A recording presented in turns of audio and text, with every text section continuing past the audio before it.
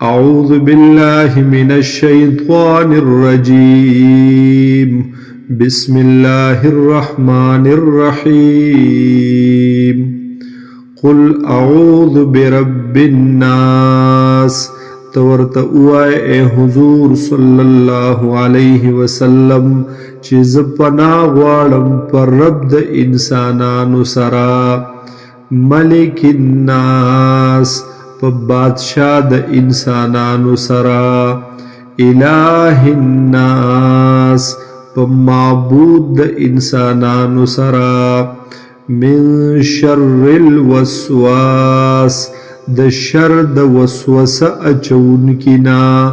الخناس چه واپس کی دن کے دے الذی هاغ وسوسه اچون کے یوسوس فی صدور الناس چه وسوسه اچوی پسینو د انسانانو کی من الجنة والناس او دے دغ وسوسه اچون کے د جناتو نهم او د انسانانو نهم